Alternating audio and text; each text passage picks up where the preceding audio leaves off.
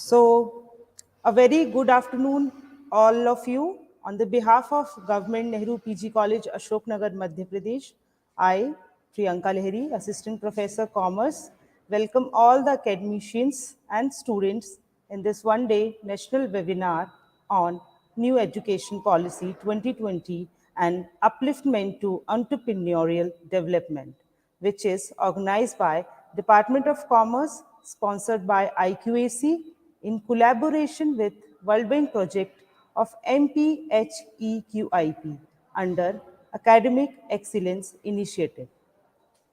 So Government of India has आवाज नहीं आ रही है उधर से।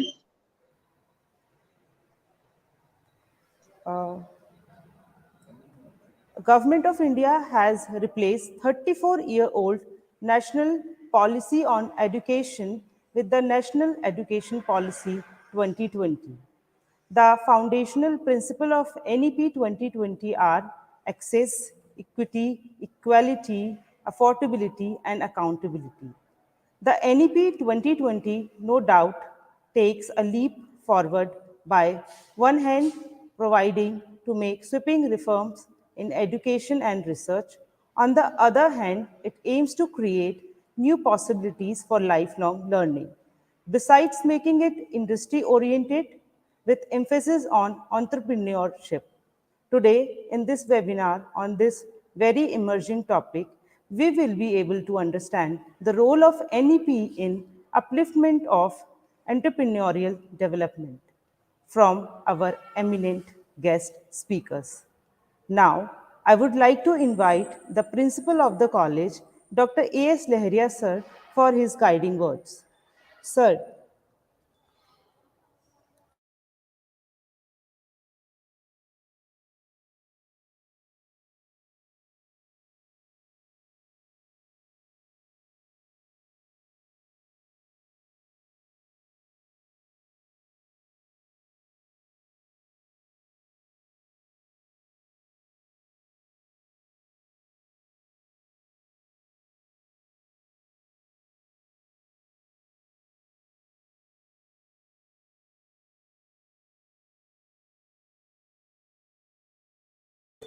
हेलो हेलो हेलो जी सर। जी सर, आप हाँ, अब बिल्कुल आवाज आ रही है आपकी। जी सर, अब सर आपको हमने इनवाइट कर दिया है, प्लीज हमें अपना मार्गदर्शन प्रदान करें आप।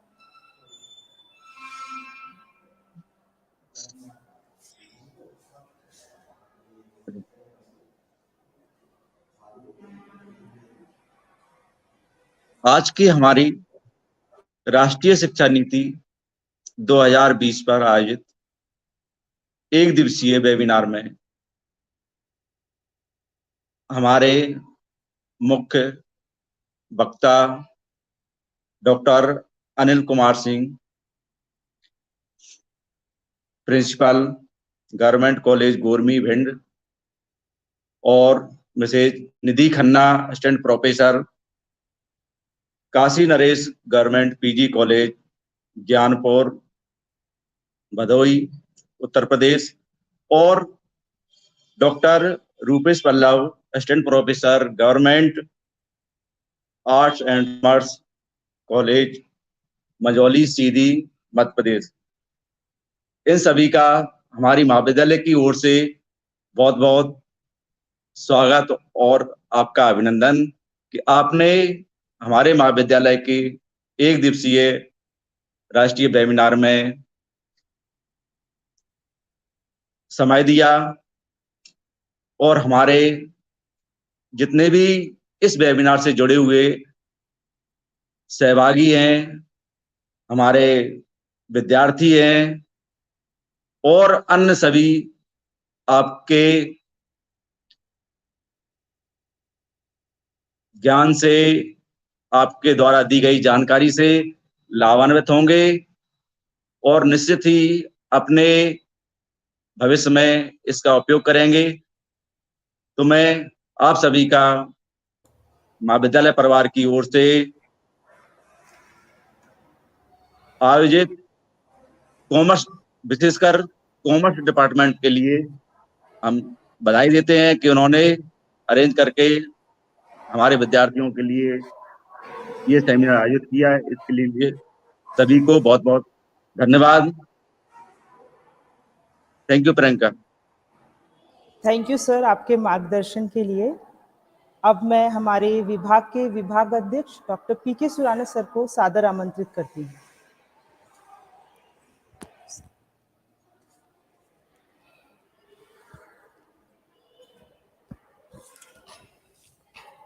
थैंक्स प्रियंका। आज के इस वेबिनार में आप सभी का हार्दिक स्वागत है। काफ़ी प्रतीक्षा के बाद वर्तमान सरकार ने नई शिक्षा नीति लागू की है। प्रारंभिक चरण से ही इसके उत्साहजनक परिणाम सामने आए हैं, क्योंकि इसके माध्यम से पुरानी शिक्षा नीति की विसंगतियों को दूर किया गया है। इसमें विद्यार्थी की रुचि के अनुरूप अध्ययन को महत्व दिया गया है। देश के समग्र विकास में नई शिक्षा नीति उपयोगी साबित होगी और समग्र विकास में उद्यमिता का भी बहुत महत्वपूर्ण स्थान है। उद्यमिता विकास हेतु युवाओं का जागरूक होना आवश्यक है। वे अपने अंदर उद्यमी व्यक्ति के गुणों को बढ़ाएं और यह तभी संभव है जब प्रारंभ से ही विद्यार्थियों के कौशल विकास को निखारने वाली शिक्षा हेतु प्रेरित किया जाए। नई राष्ट्रीय शिक्षा नीति में व्यावसायिक शिक्षा, कौशल विकास और उद्यमशीलता पर विशेष ध्यान दिया गया है। नई शिक्षा नीति विशेष तौर पर रोजगार व स्वरोजगार कौशल में संवर्धन को बढ़ावा देने वाली है।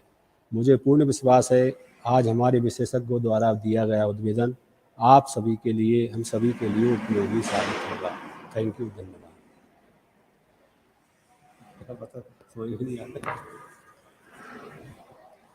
थैंक यू सर आपके निरंतर सपोर्ट और मार्गदर्शन के लिए। अब मैं इस कड़ी में आगे बढ़ते हुए हमारे कार्यक्रम के आज के पहले वक्ता डॉक्टर अनिल कुमार सिंह सर को आमंत्रित करने से पहले मैं उनका परिचय देना चाहूँगी।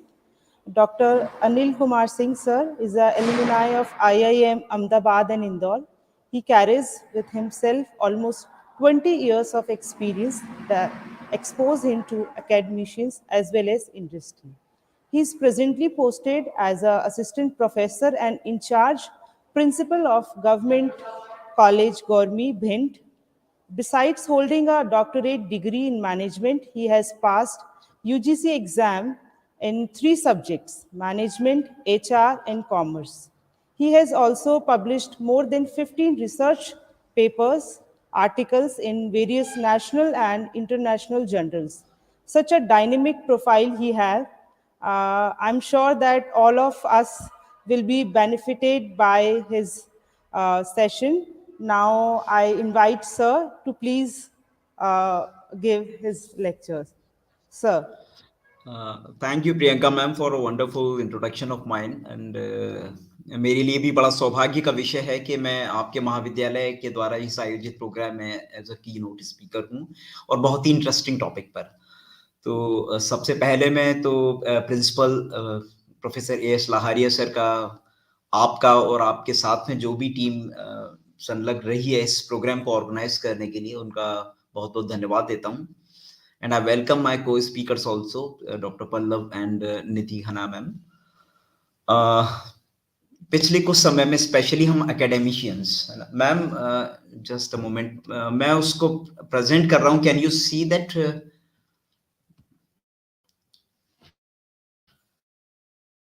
Share. So can I share your PPT? देख पा रहे हैं क्या मैम? Not हाँ, yet. देख पा रहे हैं PPT? Not yet. Okay, anyway. Can I share sir your PPT? Yeah, ma'am. Yeah, okay, okay.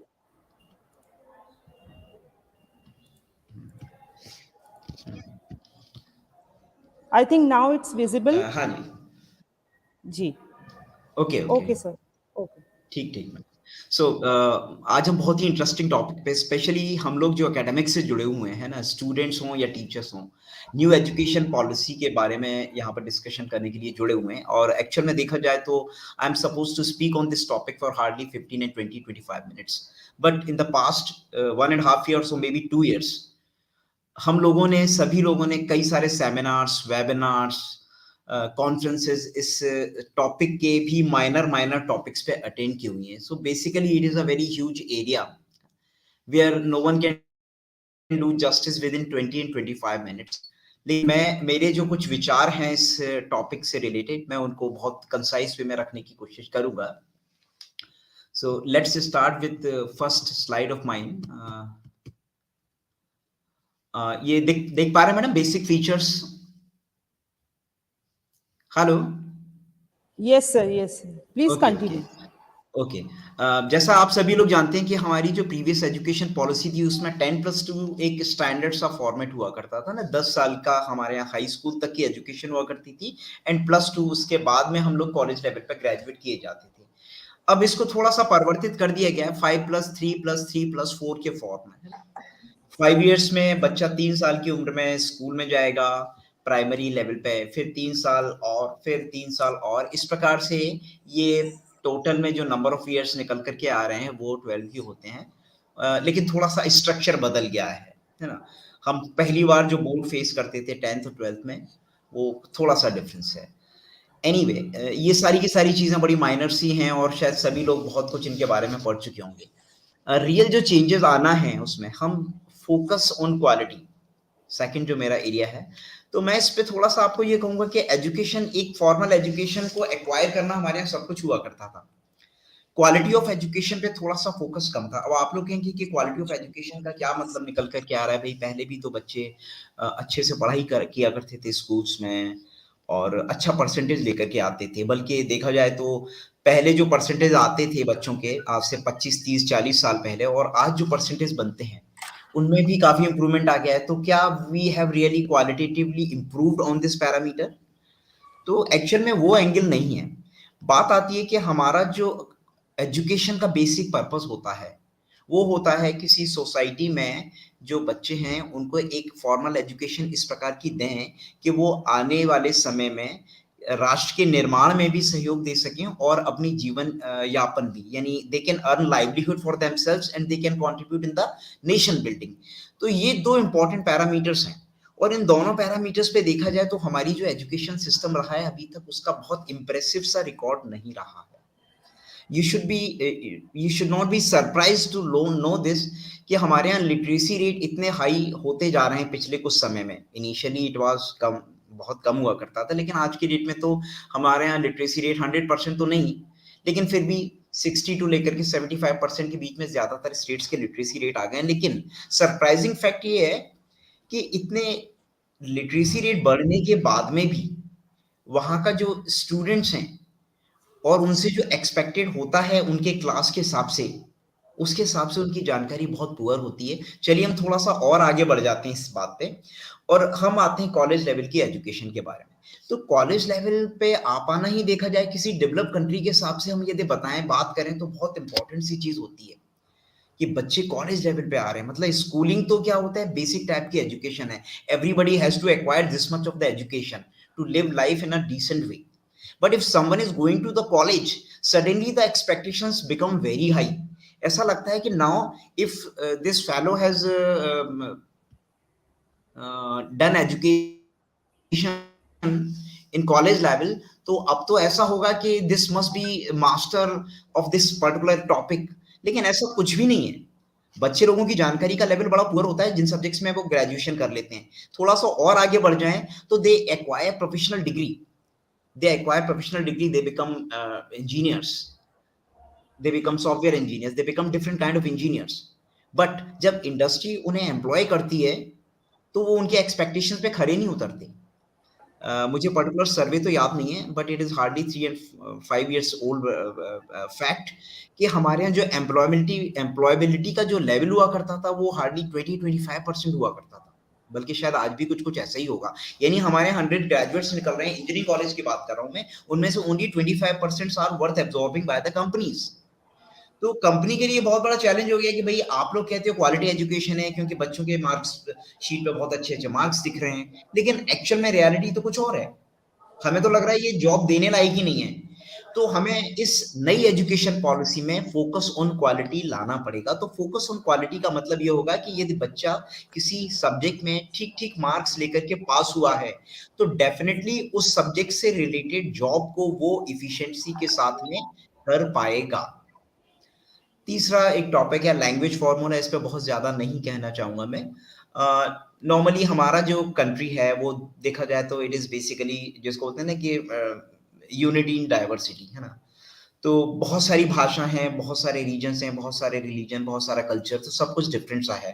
लेकिन हमको फिर भी कम से कम नहीं तो 3 भाषाओं पर फोकस करना पड़ेगा। One is our mother tongue, it could be Hindi, it could be Marathi, it could be Gujarati. Second हमारी राष्ट्रभाषा Hindi, and third international language हम बोल सकते हैं इसको इंग्लिश।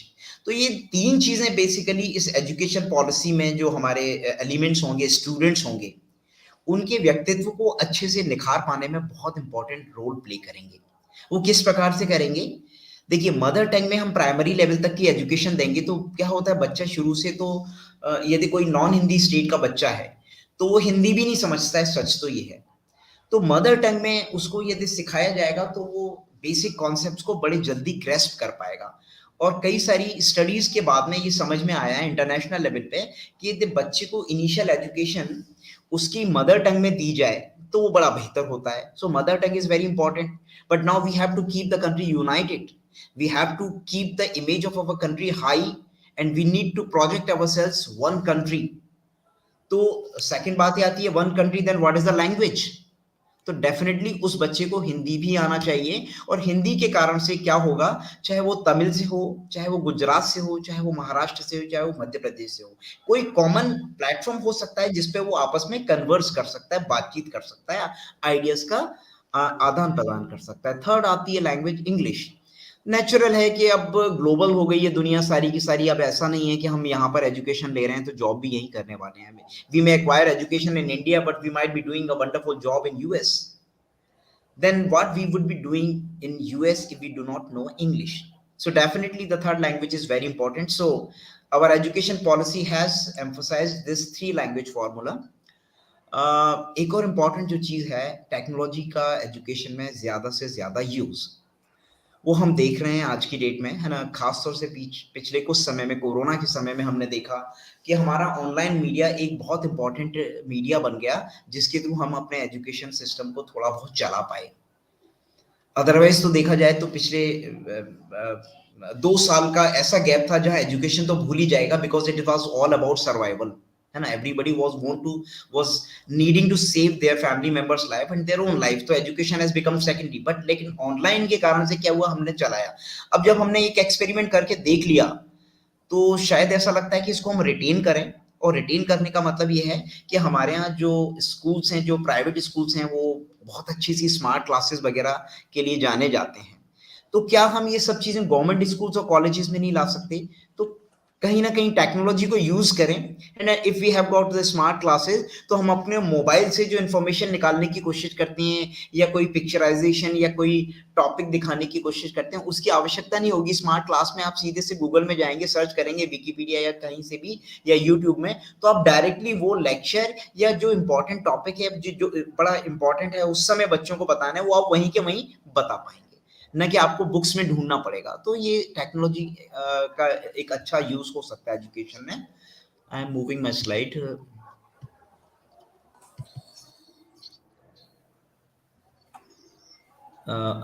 थोड़ा सा ये समझने के बेसिक चेंजेस क्या आ गए हैं। तो एजुकेशन में हम लोग थोड़ा सा बेसिक चेंजेस जो निकल करके आ रहे हैं वो हैं कि हमें क्रिटिकल थिंकिंग पर, डिस्कवरी पर, इंक्वायरी पे और डिस्कशन पर, इन पर थोड़ा सा फोकस लाने पड़ेगा। यानी the very way we use to teach the student has to undergo drastic changes, है ना। पहले हमें क्या हुआ कि हमने हमारे लिए वो टॉपिक को पढ़ाना कोई बहुत बड़ा चैलेंज नहीं होता, क्योंकि we have been doing this for so many years, है ना। हम तो कई साल से इस पर्टिकुलर टॉपिक को पढ़ा ही रहे हैं, तो हमारे लिए एक थियोरेटिकल लेक्चर देना बड़ा इजी जाता है इस टॉपिक पर। लेकिन हम ना तो बच्चों में क्रिटिकल थिंकिंग का मतलब क्या होता है कि हम जिस टॉपिक को डिस्कस कर रहे हैं उसके क्या प्रॉस एंड कॉन्स हैं और उसके और कौन कौन से डायमेंशंस हो सकते हैं। A person should not only be passive listener, he should actively involve, he should be in a position to generate idea about that topic. So that is critical thinking. Discovery की spirit, जितना teacher ने बताया वो सब कुछ नहीं है। वैसे भी मैं मानता हूं और मेरे मानने से ही मतलब नहीं है, this is a big fact, that is कि हम एक्चुअल में कॉलेज लेवल पे बच्चों को पढ़ाना ये अपने आप में सेंटेंस ही गलत है। हम कॉलेज लेवल पे बच्चों को नहीं पढ़ा सकते, हम बच्चों को पढ़ने के लिए स्टिमुलेट कर सकते हैं, because they are 18 plus kind of students, अब 18 प्लस में they have developed their mind. तो अब हमें बेसिकली क्या करना है, अब हमें स्टिमुलेट करना है कि मतलब अच्छा आप इस टॉपिक के बारे में बात कर रहे हो बेटा, इस टॉपिक पे आप वो वाली यूट्यूब पे वो वाली वीडियो देख लीजिए, या आप उस वाले प्रोफेसर को सुनने की कोशिश कीजिए, या उस प्रोफेसर ने उस पर बहुत अच्छा एक कमेंट किया उसको पढ़ने की कोशिश कीजिएगा। So this is basically stimulating and informing the students that go and try to find the better sources, so we are becoming more of a facilitator rather than teacher, है ना। हमारा रोल बच्चे को सिस्टमेटिकली सिर्फ पढ़ाना नहीं रह गया है, बल्कि हमें उसको ये बताना है कि इस टॉपिक पे आप कौन कौन से सोर्सेज से पढ़ सकते हैं। इंक्वायरी की, डिस्कवरी की और डिस्कशन की यदि ये स्पिरिट हम क्लासेस में ले आएंगे तो डेफिनेटली हमारे यहाँ जो बोरिंग क्लासेस का सिस्टम रहा है, जहाँ बच्चे लोग अक्सर क्लासेस में नहीं आते हैं, और ये शुरुआत देखा जाए तो कॉलेज लेवल पे नहीं, स्कूल्स में ही हो जाती है। I am struggling with this, I have small kids, है ना, एट माय ओन होम। तो मैं देखता हूँ they are not interested in going to the school. तो बच्चों को स्कूल तक खींच के लाना अपने आप में बहुत बड़ा चैलेंज है। चाहे माँ बाप के डांट समझ लीजिए, चाहे टीचर्स का डर समझ लीजिए, 12वीं तक तो हम इस सिस्टम को काफी हद तक चला लेते हैं, है ना। लेकिन उसके बाद में वो सिस्टम बुरे तरीके से कोलैप्स हो जाता है when we come to the college level. We very clearly know this कि यदि 100 बच्चे इस कॉलेज में होते हैं तो 20, 25 या 30 या 40% से ज्यादा स्ट्रेंथ नहीं होती है क्लास में, और 40 में भी hardly 5 and 10% are mentally present in the class, otherwise are simply socialising in the class. तो कॉलेज उन लोगों की एक सोशलाइजेशन का मीडिया बन जाता है कि अरे चलो वहां जाएंगे, यार दोस्त मिलेंगे। तो I mean it should come to an end, classes should be interesting.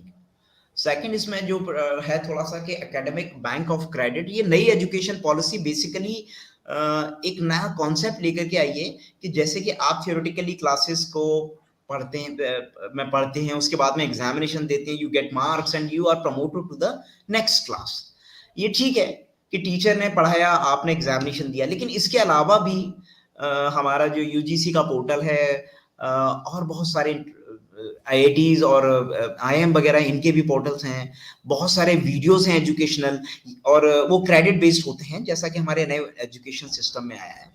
तो यदि आपने अपने क्लासेस के अलावा यदि उनसे भी जाकर के कोई कंप्लीट कर लिया है कोर्स, तो वो आपके डिग्री में रिफ्लेक्ट होगा और उसकी वैल्यू मानी जाएगी, है ना। इस चीज पे मैं बहुत ज्यादा नहीं जाना चाहता, again it is a very open kind of thing, और वो बच्चों को आज नहीं तो कल पता चलेगी कि हमने वहां सर यूजीसी के पोर्टल से या स्वयं के पोर्टल से ये कोर्स कर लिया था, तो देखो अब हमारी मार्कशीट में दिखता है ये, है ना। तीसरा इंपॉर्टेंट ये है कि थोड़ा सा एनरोलमेंट रेशियो हम लोगों को बढ़ाने की आवश्यकता है अपने एजुकेशन सेक्टर में। सो ये एक टारगेट लेकर के चल रहे हैं कि it has to go for, it is a fact, 26.50% के करीब करना है। मतलब जब तक हम प्राइमरी एजुकेशन में बच्चों को एनरोल नहीं करेंगे, सेकेंडरी एजुकेशन में कॉलेज लेवल पे एनरोल नहीं करेंगे, कॉलेज लेवल में मैं फिर यहाँ पर थोड़ा सा आता हूँ कि चूंकि हम लोग ज्यादातर सभी यहाँ पर बच्चे और फैकल्टीज जो हैं वो कॉलेज लेवल के हैं। देखिए, किसी भी कंट्री का रियल ग्रोथ और डेवलपमेंट निकल करके आता है उस कंट्री में जो रिसर्च हो रही है उससे, और रिसर्च की क्वालिटी, रिसर्च का आउटपुट इस बात पे डिपेंड करेगा कि आपके यहाँ जो पॉपुलेशन है उनमें से कॉलेज लेवल पर पहुंची कितनी। यदि ज्यादा पॉपुलेशन वहां पहुंचेगी तो हम ये कह सकते हैं कि कॉलेज के प्रोफेसर पे एक बहुत बड़ा सैंपल खड़ा हुआ है, जिसमें से वो पिक कर सकता है कि ये बच्चा चुपचाप सीधे सीधे से डिग्री लेने के बाद में नौकरी में इंटरेस्टेड है, लेकिन ये वाला बच्चा सिर्फ नौकरी में इंटरेस्टेड नहीं है, ये कुछ रिसर्च करना चाहता है। तो हम उन बच्चों को पिक करें और अपने रिसर्च वाले डायरेक्शन में बढ़ाएं, और रिसर्च वाले डायरेक्शन में बढ़ाने के बाद में क्या होगा कि वो कुछ ना कुछ नया लेकर के आएंगे, जिसका वो अपने नाम से या अपने इंस्टीट्यूट के नाम से या फाइनली कंट्री के नाम से पैटेंटिंग की जा सकती है। देखिए, फैक्ट्स आर फैक्ट्स, है ना। हमारे यहाँ इतने अच्छे अच्छे एजुकेशनल इंस्टीट्यूट्स हैं, हम बड़े गौरवान्वित भी महसूस करते हैं। I can say this because I have been to IIM Indore and IIM Ahmedabad, है ना। They are considered to be the world class institute, definitely they are world class institutes, but जब हम वर्ल्ड के बेस्ट कॉलेजेस की ranking निकालते हैं तो आपको आश्चर्य होगा कि हमारे Indian institute of science Bangalore, IIM Ahmedabad, शायद ये दो और एक आध कोई और इंस्टीट्यूट है, इनके अलावा कोई इंस्टीट्यूट नहीं है जो टॉप के 100 और 150 इंस्टीट्यूट्स में आता है। वो इसलिए नहीं आ पाते क्योंकि कोई ऐसे एक्स्ट्रा ऑर्डिनरी रिसर्च आउटपुट इन इंस्टीट्यूट से निकल करके नहीं आते हैं। कोई ऐसे पैटेंटिंग नहीं हो रही है। तो अल्टीमेटली हम कितना भी अपने पास को लेकर के गौरवान्वित या ये सब बातें करें, लेकिन फैक्ट जो निकल करके आता है वो ये है कि हमें अपने प्रेजेंट पर बहुत वर्क करने की जरूरत है। हमारा जो इंटरनेशनल लेवल पे जो प्रेजेंट में रिकॉर्ड है वो उतना अच्छा नहीं है रिसर्च एरियाज में। एक पर्टिकुलर प्रोफेसर जो इंडियन ओरिजिन के ही हैं, उन्होंने एक थोड़ा सा नेगेटिव कमेंट किया था, इसलिए मैं उनका नाम यहाँ पर नहीं लेना चाहूंगा, कि हम लोग अक्सर बड़ी बातें करते हैं कि हमारा आईआईएम इतने एकड़ में फैला हुआ है, हमारा आईआईएम अहमदाबाद इतने में है, आईआईएससी इतने में, हमारे इंस्टीट्यूट्स इतने इतने एकड़ों में फैले हुए हैं, और फ्रांस का इंसीड कॉलेज हो गया, और भी कई कई सारे कॉलेज, छोटे छोटे कॉलेजेस हैं, है ना। वो देखा जाए तो स्क्वायर फीट में चल रहे हैं, छोटे छोटे, मतलब आप लोगों के घर जितने बड़े होते हैं उनसे 5 या 10 गुना, या ये समझ लीजिए हमारा जो एक डिपार्टमेंट होता है ना, उससे बड़े नहीं होते वो इंस्टीट्यूट्स, लेकिन वो वर्ल्ड फेमस इंस्टीट्यूट्स हैं। यदि हम उनके 10 साल के रिकॉर्ड को निकाल करके देखें तो 5-5, 6-6 लोगों को नोबेल प्राइज मिल चुके हैं, पैटेंट्स की लाइन लगी हुई है। तो फिर आप अपने इंस्टीट्यूट्स को जो एकड़ में बखान करते हैं उनका कोई खास मतलब तो नहीं है ना। तो फिर बात यहीं पर आकर के निकल के आती है कि देखिए, हमें अपने एजुकेशन आना है तो रिसर्च पर फोकस करना पड़ेगा, तभी हम कुछ कर पाएंगे। तो ये उसी से संबंधित है। Next, interdisciplinary general education. अभी तक हम जो एजुकेशन को देखते आए हैं वो ये इस प्रकार ने देखा कि 10th तक कॉमन एजुकेशन होती है, फिर बच्चे को 3 या 4 ब्रांचेस होती हैं, मेन एरियाज होती हैं जिसमें से एजुकेशन लेनी होती है। या तो वो आर्ट्स की दुनिया में चला जाता है जहां पर वो हिस्ट्री, इकोनॉमिक्स, पॉलिटिकल साइंस पढ़ता था, या फिर वो साइंस में मैथ्स और बायोलॉजी, या फिर वो कॉमर्स में चला जाता है, या फिर होम साइंस, है ना। ये प्राइमरीली 3 और एक और जोड़ दो होम साइंस, तो ये 4 प्रकार का हुआ करता था। हम इस सिस्टम को पूरे तरीके से, नई एजुकेशन सिस्टम जो है ना, इसको कोलैप्स कर देना चाहती है। यानी आज की डेट में आप एक पेपर होम साइंस से पिक कर सकते हैं, एक आर्ट से पिक कर सकते हैं, यानी सोशल साइंसेस से, एक आप साइंस से पिक कर सकते हैं, और एक कॉमर्स से पिक कर सकते हैं। यानी एक समय में एक बच्चा क्या करेगा, फिजिक्स लेगा, उधर वो बैंकिंग लेगा, उधर वो होम साइंस का एक न्यूट्रिशन वाला टॉपिक लेगा, सब्जेक्ट लेगा, और एक वो हिस्ट्री लेगा। ये चारों के कॉम्बिनेशन बना करके भी वो अपनी एजुकेशन को आगे कंटिन्यू कर पाएगा। देखा जाए तो ये बड़ी अजीब सी चीज लगती है। I do not mean to boast of anything. मैं आज से 20 साल पुरानी बात बता रहा हूँ, जबकि मैं 97-98 की, थोड़ा सा ज्यादा समय हो गया, मैं यूपीएससी के मेन एग्जामिनेशन दे रहा था, और मैं जूलॉजी को एज ऑप्शनल कंटिन्यू कर रहा था। तो मैं उस समय जूलॉजी के प्रोफेसर्स के पास जाया करता था पूछने के लिए कि सर मेरे को थोड़ा सा गाइडेंस देंगे क्या। मैंने हमेशा प्रीलिम्स को जूलॉजी में ही क्वालिफाई किया था यूपीएससी के। तो आश्चर्य की बात है कि वो प्रोफेसर्स मेरे को इतने गंदे तरीके से डिस्करेज कर देते हैं। तो बोले, क्या तुमने 12th तक या हायर सेकेंडरी तक तो तुमने जूलॉजी पढ़ी, उसके बाद में तुमने बीए कर लिया, अब तुम क्या जूलॉजी से ये यूपीएससी दोगे, तुम कैसे दे सकते हो। तो ये बड़ा अजीब सी सिचुएशन आती थी मेरे लिए। धीरे धीरे मुझे समझ में आया कि ये दुनिया इस मॉडल को एक्सेप्ट नहीं कर रही है, लेकिन आज 25 साल बाद देखा जाए तो वही चीज सामने आकर के हो रही है कि भाई आपको कोई चीज में इंटरेस्ट है तो आप पढ़िए ना। यानी एक हिस्ट्री, एक बीए एक बच्चे को यदि कल की डेट में उसको लगता है कि इलेक्ट्रॉनिक्स के किसी पर्टिकुलर एरिया में उसका इंटरेस्ट है तो उसको पढ़ेगा ना। भाई पढ़ाई दिमाग से होती है ना, तो उसके लिए जरूरी तो नहीं है कि हमारा पुराना बैकग्राउंड उस सिस्टम को सपोर्ट करे। तो नई एजुकेशन पॉलिसी जो है इंटरडिसिप्लिनरी अप्रोच को बड़े सीरियसली लेकर के आ रही है, और ये एक नया टाइप का एक्सपेरिमेंट है। एक और चीज मैं आपको बताऊंगा, एक समय ऐसा हो गया था जब हम आईआईएम की बात कर रहा हूं मैं, आईएम मतलब मैनेजमेंट के इंस्टीट्यूट, इंडियन इंस्टीट्यूट मैनेजमेंट। लेकिन एक समय ऐसा आ गया था जहां आईआईएम में 90 से लेके 95% तक जो स्टूडेंट्स आते थे वो आईआईटी वाले आते थे। यानी मैनेजमेंट एजुकेशन को परस्यू करने वाले 95% student, they were coming from the technical education background only, and they were coming particularly from IITs because the examination was damn tough. It was damn difficult to crack the CAT examination. और cat को qualify करने वाले सिर्फ वो IIT वाले हुआ करते थे जो कैलकुलेशन में बहुत फास्ट हुआ करते थे, रीजनिंग में फास्ट हुआ करते थे, इंटेलिजेंस के हिसाब से देखा जाए तो उनका आईक्यू वाकई में बहुत अच्छा हुआ करता था। और वो क्या करते थे, उसके बाद में मैनेजमेंट की एजुकेशन परस्यू करते थे। मैनेजमेंट एजुकेशन परस्यू करने के बाद में उनका काम क्या होता था, बड़े बड़े कॉर्पोरेट्स, बड़े बड़े कंपनीज के सीईओ बनना। तो इसके बाद में उनके लिए जो चैलेंज हुआ करता था उस कंपनी को चलाना। तो आपको क्या लगता है किसी कंपनी को इफेक्टिवली चलाने के लिए सिर्फ एक आईक्यू की ही जरूरत होती है, इंटेलिजेंस की ही जरूरत होती है, या मैथमेटिकल इक्वेशंस को सॉल्व करने की जो क्षमता होती है वही आवश्यकता होती है? अरे भाई, ह्यूमन एस्पेक्ट भी तो इतना इंपॉर्टेंट है। Ultimately you have to get the work done from the human beings, है ना। एक कंपनी के जो 3 या 4 इंपॉर्टेंट बहुत ही महत्वपूर्ण से रिसोर्सेज माने जाते हैं, उसमें एक आ जाता है फाइनेंशियल रिसोर्सेज कंपनी के, एक आ जाता है टेक्निकल रिसोर्सेज, एक आ जाता है ह्यूमन रिसोर्सेज, ठीक है। तो मुझे उन प्रोफेसर साहब का नाम तो नहीं याद आ रहा, लेकिन एक ने कहा था, एक कोटेशन है, you take away all my resources but you just leave me with my human resources. मुझसे आप पैसा ले लीजिए, मुझसे आप टेक्नोलॉजी लीजिए, मेरे को मेरे आदमी दे दीजिएगा, मैं दोबारा से यह ऑर्गेनाइजेशन खड़ा करके दिखा दूंगा। तो most important thing is human capital. अब ह्यूमन कैपिटल को इफेक्टिवली यूज करना ये टेक्नोक्रेट्स के बस का तो नहीं था इतना अच्छा, तो they were definitely not proving to be that sensitive kind of CEOs and managers. Okay, तो अब हमने क्या चेंज किया, अचानक आईआईटी और आईआईएम वगैरह ने डिसीजन किया कि नहीं नहीं ये गलत हो रहा है। अब हमको हमारे एग्जामिनेशन में पैटर्न कुछ ऐसा बदलना पड़ेगा कि सोशल साइंसेज वाले, लिटरेचर वाले, हिस्ट्री पढ़ने वाले ये लोग हमारे मैनेजमेंट इंस्टीट्यूट्स में पहुंचे। और धीरे धीरे उन्होंने इस प्रोपोर्शन को करेक्ट किया। आज की डेट में देखा जाए तो कोई साइकोलॉजी में एमए करने के बाद में एमबीए परसू कर रहा है, कोई हिस्ट्री में पढ़ने के बाद में एमबीए परसू कर रहा है, and they are welcome and they do become very wonderful and sensitive CEOs and managers. तो ये चेंजेस थोड़े से बड़े इंपॉर्टेंट हैं जो इस नई एजुकेशन पॉलिसी के थ्रू लाने की कोशिश की जा रही है। एक और इम्पॉर्टेंट टॉपिक है कि हम लोगों का जीडीपी का जो बजट है हमारे एजुकेशन पे हम लोगों ने अभी तक जो इन्वेस्ट करने की सोच रखी है वो थोड़ा सा कम रखी। नेचुरल है कि भाई जब हम गरीब रहे होंगे तो शायद जिंदा रहना ज्यादा इंपॉर्टेंट होता है उस समय, तो नेचुरल है food priority is the best priority. If you will survive only then you would be in a position to study. तो एक समय में हमारी जो जीडीपी का डिस्ट्रीब्यूशन की प्रायोरिटी थी उसमें एजुकेशन शायद उतने अच्छे से नहीं आता था, लेकिन अब हम इसको रिवाइज करेंगे और इसको 1.6 से लेकर के 6% से लेकर के आना है। ये करीब करीब नहीं तो 3 या 4 गुने जैसा फर्क आ रहा है। तो you can very well understand कि ये न्यू एजुकेशन पॉलिसी, ये एक छोटा सा आंकड़ा बहुत बड़े चेंजेस लेकर के आने वाला है, बहुत बड़े चेंजेस लेकर के आ रहे हैं और चेंजेस दिख रहे हैं आज की डेट में।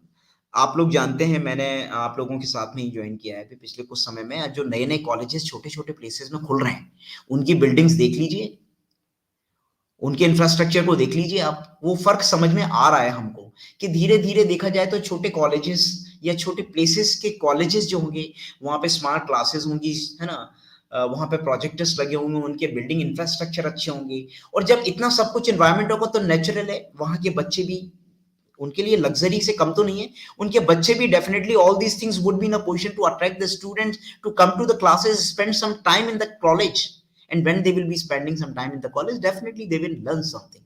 तो ये एक बहुत महत्वपूर्ण सा चेंज है जिसके बाद में चीजें बदलेंगी। माफी चाहूंगा मेरी प्रेजेंटेशन बहुत स्ट्रक्चर नहीं होते हैं और शायद आप थोड़ा बहुत ही इसमें लिंक एस्टैब्लिश कर पा रहे होंगे स्लाइड से। Next is need for the new policy. अचानक हमको ऐसा क्यों लगा कि एक एजुकेशन पॉलिसी की आवश्यकता है, वो भी नई एजुकेशन पॉलिसी की? क्योंकि एजुकेशन पॉलिसी तो पहले भी आई, 1968 में एक एजुकेशन पॉलिसी आई थी, फिर उससे के बाद में 1986 में पॉलिसी आई, उसके बाद में अब हम 34 इयर्स के बाद में एक बार फिर हमने एक्सपेरिमेंट किया, है ना, 2020 में। वो कोरोना के कारण से जो कुछ भी एग्जीक्यूशन में थोड़ा सा डिले हुआ है, डिले क्या हुआ है अभी एक्चुअल में देखा जाए तो लोग अभी भी ठीक से न्यू एजुकेशन पॉलिसी को नहीं समझ पाए। तो ये परिवर्तन देखा जाए तो सोसाइटी में जैसे जैसे परिवर्तन आते जा रहे हैं तो वैसे वैसे कंट्री के रिक्वायरमेंट, कंट्री के एस्पिरेशंस, ये सब कुछ बदलते चले जा रहे हैं, है ना। एक समय में हमारी सोसाइटी बेसिकली एग्रेरियन सोसाइटी थी, एग्रीकल्चर बेस्ड सोसाइटी थी, सिंपल सी जिंदगी थी, खेतों में कुछ उगा लेंगे तो अच्छे से खा लेंगे। देन फिर थोड़ा सा मैन्युफैक्चरिंग सेक्टर में हम बढ़ गए। मैन्युफैक्चरिंग सेक्टर अनफॉर्चुनेटली हम लोगों का उतने अच्छे से तो नहीं डेवलप हो पाया जितना हमने उम्मीद की थी। आप जानते होंगे उसको कंपेंसेट करने के लिए मेक इन इंडिया मुहिम भी छेड़ी गई है पिछले कुछ समय में, और बहुत सारे मैन्युफैक्चरिंग पे आज भी हम फोकस बढ़ाने की कोशिश कर रहे हैं। थोड़ा सा यहाँ पर रेफरेंस देना चाहूंगा चाइना का। ये क्या बड़े लीनियर टाइप की डेवलपमेंट है, हर कंट्री इस स्टेज से निकलता है। हर कंट्री एक दिन एग्रीकल्चर स्टेज में रहता है, फिर मैन्युफैक्चरिंग स्टेज से पहुंचता है, फिर सर्विस सेक्टर से पहुंचता है। चाइना मैन्युफैक्चरिंग सेक्टर में बहुत स्ट्रांगली डेवलप हुआ है ना। उसके नतीजे आप देख रहे होंगे, चाहे होली हो चाहे दीपावली हो, हम देखते हैं कि उनके प्रोडक्ट्स किस तरीके से हमारे कंट्री में हर कोने में बिकने लगते हैं और इतनी सस्ती कीमतों में बिकने लगते हैं। यहाँ पे मैं थोड़ा सा रुक करके आप लोगों को फोकस करूंगा। हम लोगों ने बातें बहुत अच्छी अच्छी करी, बॉयकॉट चाइना, ये सब कुछ है ना। थोड़ा सा लिबर्टी ले रहा हूँ because I am government employee, I don't know what can be the repercussions of such things, but still let me say something which is very close to my heart. हम लोगों ने बहुत ज्यादा क्रिटिसाइज किया, बहुत ज्यादा प्रो इंडिया, बहुत ज्यादा एंटी चाइना नारेबाजी भी करी, लेकिन जरा सोचने की कोशिश कीजिएगा, आज से 8 या 10 साल पहले जो चाइनीज प्रोडक्ट, जो चाइनीज खिलौने मिलते थे, आज भी उन खिलौनों को, उन प्रोडक्ट्स को हम री इंजीनियरिंग करने के बाद में उतने सस्ते दामों में इंडिया में मैन्युफैक्चर करके नहीं बेच पा रहे हैं। This is a big challenge. यानी कोई चीज हमको सामने रख दी जाती है तो हम अचानक नहीं समझ पाते कि ये कैसे बनी होगी इतने सस्ते में, लेकिन यदि हम उसको 10 साल से प्रयोग कर रहे हैं तो उसको तोड़ के फोड़ करके हमको ये समझ में आ जाना चाहिए था इतने समय में कि यार ये हम इससे भी सस्ती बना सकते हैं। लेकिन अनफॉर्चुनेटली इतना आसान नहीं है और इतना आसान नहीं प्रूव हुआ ये सब कुछ। तो नारेबाजी करके हमने कुछ समय के लिए बॉयकॉट किया, बहुत अच्छा किया। तो न्यू एजुकेशन पॉलिसी बेसिकली इन सब चीजों पर भी कहीं ना कहीं फोकस लेकर के आ रहा है।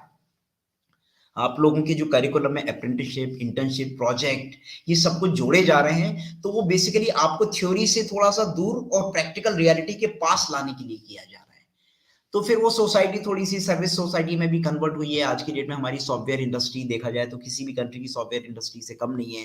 तो ये जो इंडस्ट्रियल चेंजेस हैं, इनको डिफरेंट डिफरेंट तरीके के वर्क फोर्स की आवश्यकता होती है। जब हम एग्रेरियन सोसाइटी होती है तो हमको भी किसानों की आवश्यकता होती है जो समझ से खेती कर सकें। जब हम मैन्युफैक्चरिंग इंडस्ट्री में होते हैं तो हमें एक स्किल्ड वर्कफोर्स की आवश्यकता होती है।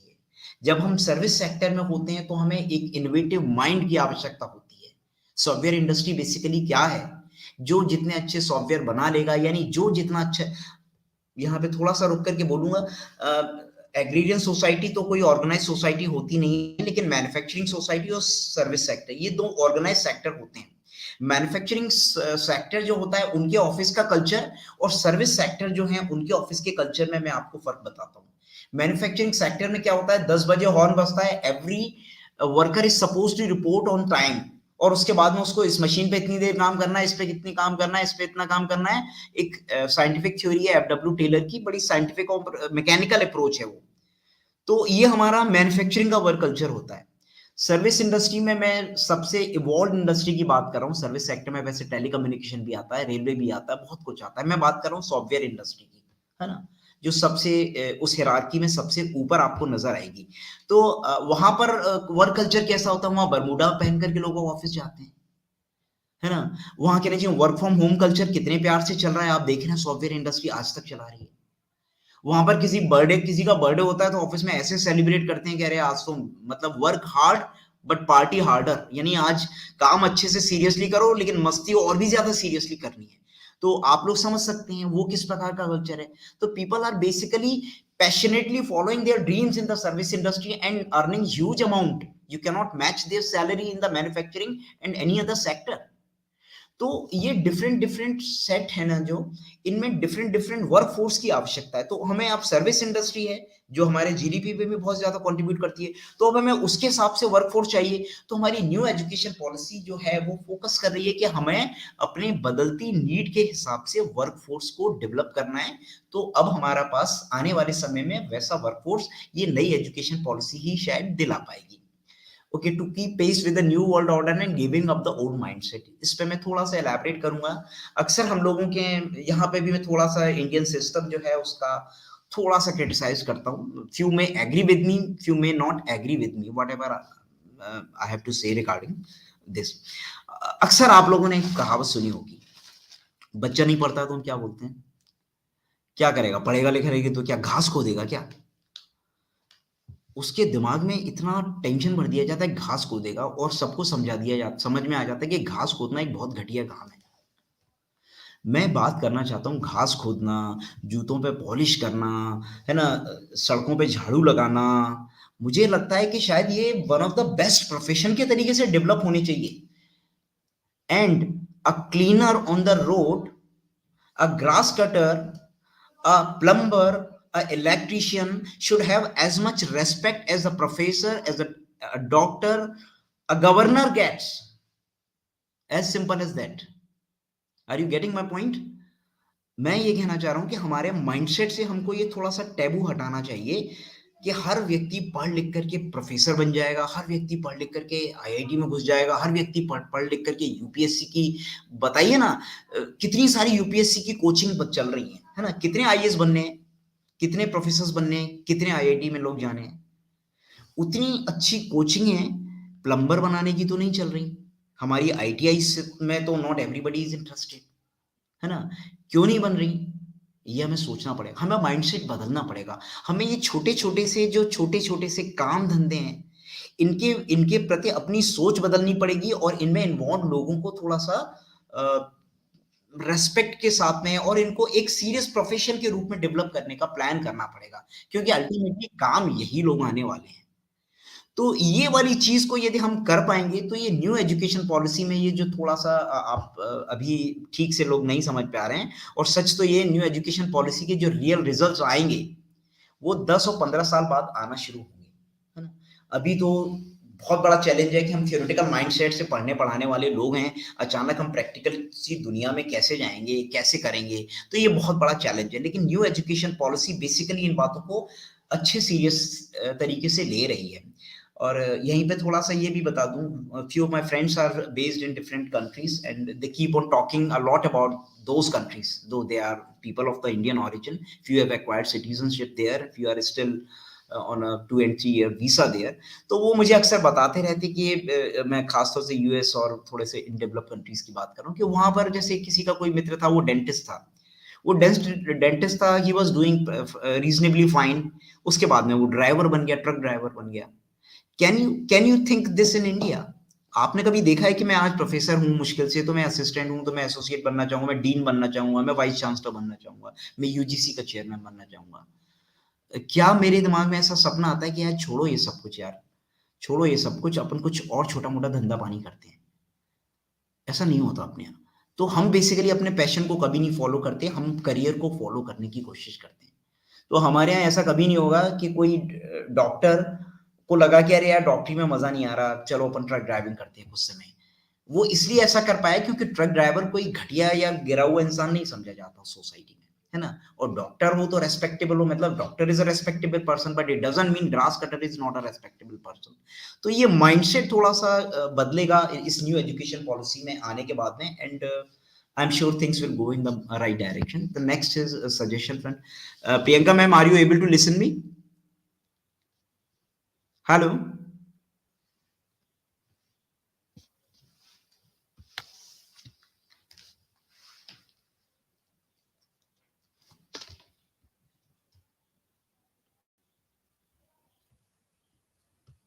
Hello. Hello. Yes, sir. We are able to listen you. Okay. I might take another 5 minutes, or my time is already up, down, whatever it is. मैं 5 मिनट और कंटिन्यू कर सकता हूँ। Hello. Yes, so it is about suggestions. इसमें आप लोगों के दिमाग में कोई आइडिया हो, मैंने थोड़ा सा सम अप करने की कोशिश करी है। एक तो इंडस्ट्रियल लेवल पे थोड़े से चेंजेस होने चाहिए। हमारी जो न्यू एजुकेशन पॉलिसी है, वो नेचुरल है, कंट्री के डेवलपमेंट के लिए, इंडस्ट्री के लिए, डेवलपमेंटल इकोसिस्टम देने के लिए है, लेकिन unfortunately industry is not so open towards the educational institute. आपने देखा होगा कि अब हमारे यहाँ जो करिकुलम जो नए जो आने वाले हैं न्यू एजुकेशन पॉलिसी में, उसमें हमने बीए, बीएससी, इस प्रकार के कोर्सेज में भी इंटर्नशिप, अप्रेंटिसशिप, प्रोजेक्ट वर्क, इन सबको शामिल कर दिया है ना? नॉर्मली ये सब चीजें कहाँ हुआ करती थी? नॉर्मली ये चीजें हुआ करती थी प्रोफेशनल डिग्रीज में। और एक और कड़वा सच है कि प्रोफेशनल डिग्रीज में ये चीजें हुआ तो करती थी, ऑन द जॉब ट्रेनिंग हुआ करती थी, समर इंटर्नशिप प्रोग्राम हुआ करते थे। ये बेसिकली उस प्रकार के प्रोग्राम्स हैं जो जहां पर लोग जॉब ज्वाइन करने से पहले इंडस्ट्री में एक राउंड मार के आते हैं और सोचते हैं कि एग्जैक्टली काम करने का तरीका क्या होता है या इंडस्ट्री के क्या एक्सपेक्टेशंस हैं। तो हमारी इंडस्ट्री आईआईटी आईआईएम यहाँ के लोगों को तो जिसको बोलते हैं एक प्लेटफॉर्म दे पाती थी उस एक्सपोजर का, लेकिन बाकी बी सी या डी ग्रेड के हमारे जो इंजीनियरिंग और मैनेजमेंट इंस्टीट्यूट्स होते थे, वहाँ के जो एमबीए परसू करने वाले या बीटेक परसू करने वाले जो स्टूडेंट्स हुआ करते थे, उनको ये अपॉर्चुनिटी नहीं मिल पाती है इतने आसानी से। तो अब ये बहुत बड़ा चैलेंज है कि कहाँ तो हम इंटर्नशिप और प्रोजेक्ट वर्क की बात करते थे तो इंडस्ट्री उन लोगों को ही बहुत ज्यादा समय देने के मूड में नहीं थी। तो अब ये बीए और बीएससी वालों को कैसे अपन लोग जिसको बोलते हैं कि एक ऐसा प्लेटफॉर्म देंगे जहां पर ये थोड़ा सा कुछ अच्छा सीख पाएंगे, तो ये एक बहुत बड़ा चैलेंज है। तो इंडस्ट्री को इस न्यू एजुकेशन पॉलिसी के हिसाब से जो एक इकोसिस्टम मिलना चाहिए, यानी बीए का बच्चा भी, बीएससी का बच्चा भी इंडस्ट्री में कम से कम नहीं तो राउंड मार के आए, वो देखे काम कैसा होता है। तो ये सब चीजों के लिए इंडस्ट्री को थोड़ा सा ओपन होना चाहिए और student must come together and demand for an ecosystem where they can meet their aspirations. बच्चों के दिमाग में अपने अपने सपने होते हैं और वो सपने एक्चुअल में जैसे जैसे वो बड़े होते हैं वो मॉडिफाई होने लगते हैं और कुछ जानबूझ करके कुछ अनजाने में वो सपने सब गायब होने लगते हैं, इसलिए क्योंकि उनको लगता है कि यार ये सपना है, करियर थोड़ी बनेगा इससे। तो एक्चुअल में देखा जाए तो गवर्नमेंट पे एक बड़ा प्रेशर है कि आपकी जो पॉपुलेशन है, आपका जो वर्क फोर्स है, आपका जो यूथ है, उसके दिमाग में जो सपने हैं, उन सपनों को वो साकार करना चाहें तो हमारे कंट्री में एक ऐसा इकोसिस्टम हो। हालांकि अब ये सब चीजें होने लगी हैं, जैसे कोई स्पोर्ट्स में जाता है तो पहले कोई मतलब हर एक कोई तो कोई क्रिकेट की टीम में बन करके स्टार नहीं बनेगा, लेकिन आज की डेट में एक एम्प्लॉयमेंट अपॉर्चुनिटीज बहुत सारी जगह नजर आती है।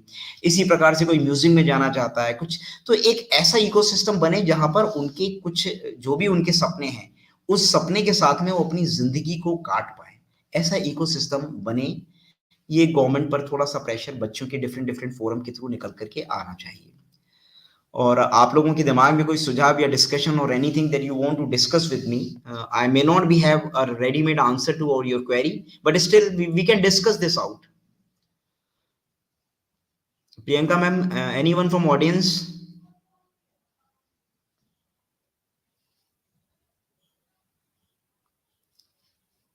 आई have done from my side, मेरी ओर से हो चुका है।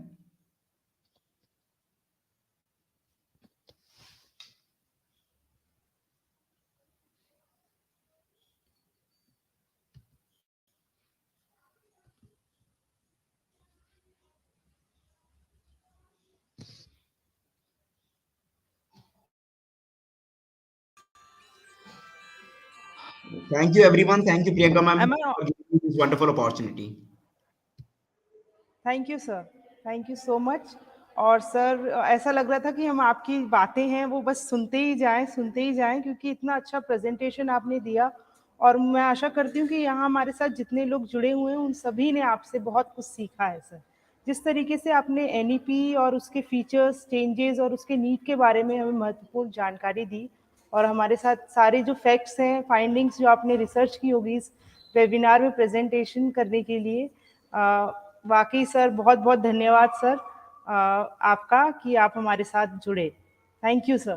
Thank you ma'am, thank you.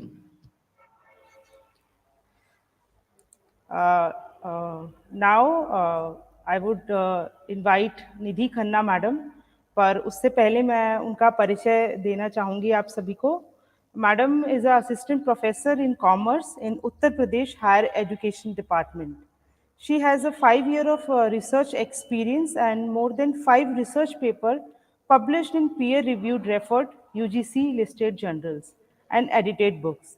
She has presented various research papers in national and international seminars, conferences, and workshops. She is UGC JRF qualified and submitted her thesis to Banaras Hindu University, Varanasi. Now I invite Madam. Hello, Nidhi ma'am. Hello. Yes. Hello. Good Ma'am, I afternoon, ma'am. invite you. Yes, good afternoon, ma'am. Am I audible and everything is Yes. fine now? Yes, ma'am. Ma'am, your PPT is visible. Your PPT is visible. You can start. Okay. Thank you, Priyanka ma'am. First of all, I extend my good afternoon to one and all present here. Honorable Patron, Dr. A.S. Leharia, Principal Sir from the Government Nehru PG College, respected Organizing Secretary and Convener, Dr. P.K. Surana Sir and Priyanka Lehri Ma'am, all the Advisory Committee of Government Nehru College, and distinguished keynote speaker, Dr. Anil Kumar Singh. I also want to congratulate Sir for giving us such a wonderful, for sharing such a wonderful experience of yours with our new generation and with us. That was really knowledgeable. And I also extend my greetings to I also extend my greetings to Dr. Rupesh Pallav sir, who is present here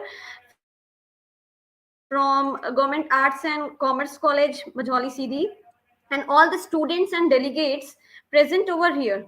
I extend my heartfelt wishes to one and all.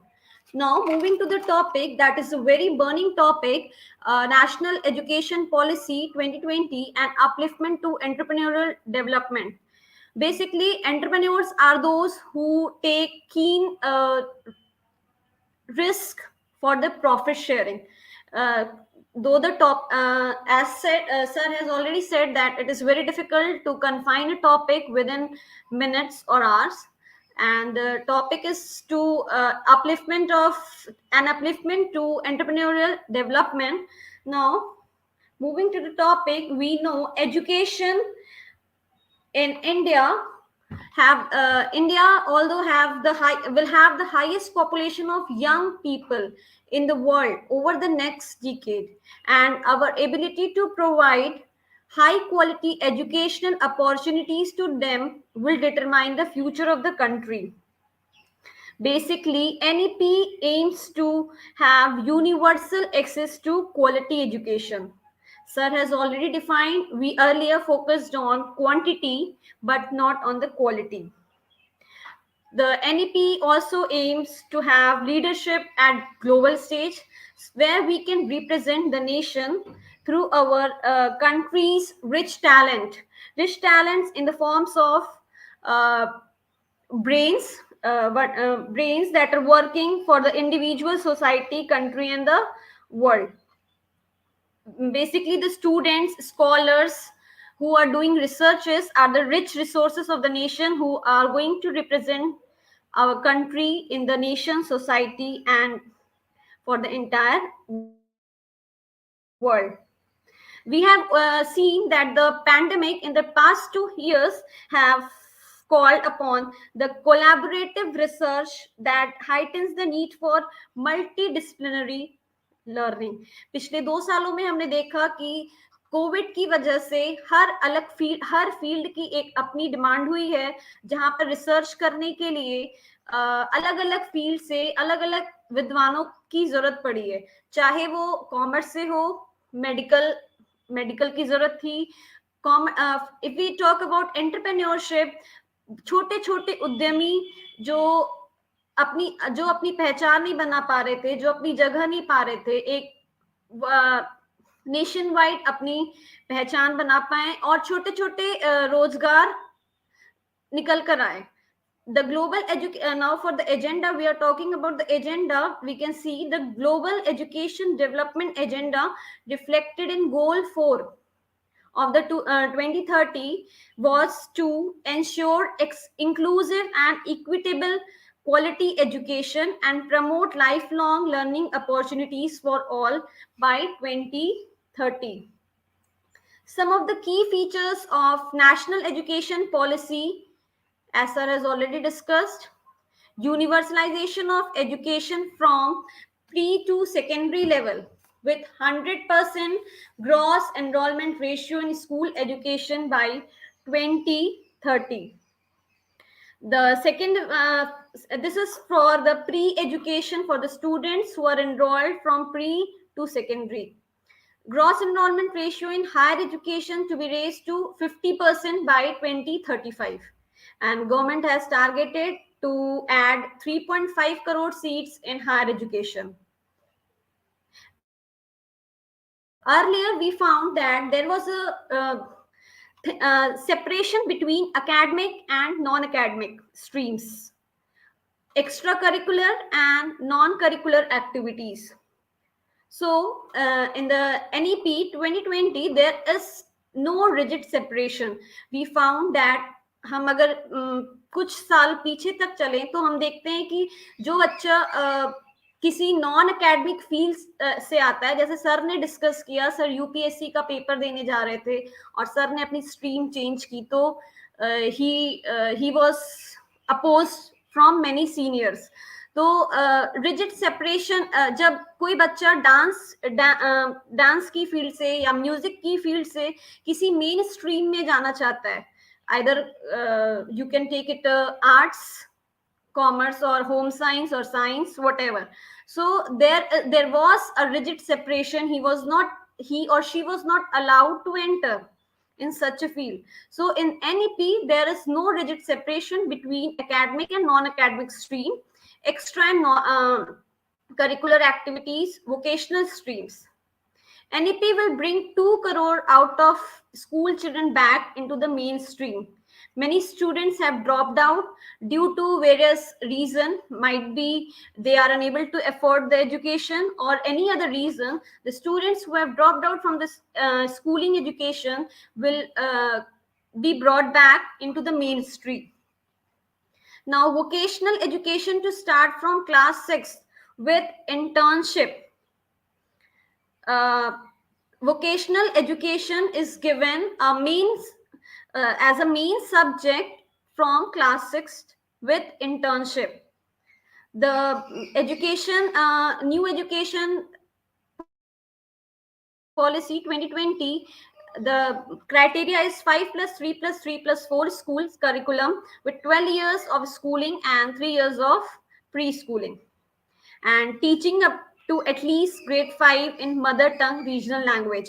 एक mother tongue language में एक compulsory subject students को allot करना है. अगर हम अगर हम डिकेड्स अगो की बात करें, कुछ नहीं, थोड़े ज्यादा साल पहले जाते हैं, अगर हम पुराने वर्षों में जाते हैं, तो हम फाइंड करते हैं कि even the world class institutions like Takshashila, Nalanda, Vikramshila, Vallabhi, जिन्होंने बहुत हाई स्टैंडर्ड इंडिया में सेट किया है, वो भी एक बहुत अच्छे scholars, they have hosted scholars and students from across backgrounds and countries. तो इंडियन एजुकेशन सिस्टम ने बहुत विद्वान स्कॉलर्स को, जैसे कि we can see the example Charak, Aryabhatta, Chanakya, Panini, Patanjali आज पूरे विश्व में प्रसिद्ध है, Sankradev or Gargi. There are number of numerous scholars who have made contribution to the world knowledge in diversified fields such as mathematics, astronomy, metallurgy, medical science, surgery, civil engineering, architecture, shipbuilding, navigation, yoga, fine arts, and so. Now, the aim of the new education policy, the first aim is reimagining the vocational education. Earlier, the admission criteria for general higher education were not designed to provide openings to the students who are not belonging to the mainstream. So this has led to complete lack of vertical mobility of students from vocational to non-vocational or non-vocational to vocational. पहले जो students vocational courses करते थे, उनको non-vocational courses में entry पाना मुश्किल होता था, या जो non-vocational courses में पढ़ाई करते थे, उनको vocational courses में admission लेना मुश्किल होता था. तो this has been totally abolished in NEP, where vocational courses has been given a special place. Now, the catalyzing quality academic research. Sir has already discussed quality academic research. अच्छे institutes में, world class institutes में researches जितनी अच्छी होंगी उनकी we are going to make a place at world level. So catalyzing quality academic research by regulatory mechanism. There should be a regulatory mechanism for expanding digital marketplace, rise of machine learning, and so if India is to become a leader in these disparate areas, it has truly to achieve the potential of its vast talent pool again. Now, multiple commercialization of education. Commercialization of education should be stopped. There should be a key mechanism for higher education. There is a priority of the regulatory system. एक regulatory system का होना बहुत जरूरी है जो सारे education institutions पे एक not for profit entity का regulation बना सके. Education institutions हैं, but there are many for the profit making. So all education institutions will be held to have similar standards of audit. उनका ऑडिटिंग हो और उनको एक डिस्क्लोजर दिया जाए, नॉट फॉर प्रॉफिट एंटिटी. अगर कोई सरप्लस होता भी है, surpluses if any will be reinvested in the education sector. There should be a transparent public disclosure of all these financial matters with recourse to grievance handling. There should be a proper grievance handling mechanism for the general public. Now, the next is internationalization of professional education. Internationalization of professional education is that there is a common feature of world-class institution globally, including India, has indeed been the existence of strong self-governance. Now, the next is effective governance leadership for higher education. There is a suitable system of grading of higher education in a phased manner over 15 years. So moving to the next slide, we can see the target of new education policy is basically two, education and research. The first focus is on the education and research, how to strengthen the education system and research of higher educations to make it representable in the entire world. And the second is lifelong learning through industry oriented and entrepreneurship. NEP का basically दो ही target है और जिसको अपनी अपनी field में divide किया गया है. First is education, primary to higher education को कैसे स्ट्रॉन्ग बनाया जाए, बच्चों को एक्सपेरिमेंटल लर्निंग की तरफ ले जाया जाए, more than the academics, to make them experimental. उनको प्रयोग के द्वारा अलग अलग एक्सपेरिमेंट्स के द्वारा उनका ब्रेन डेवलप किया जाए.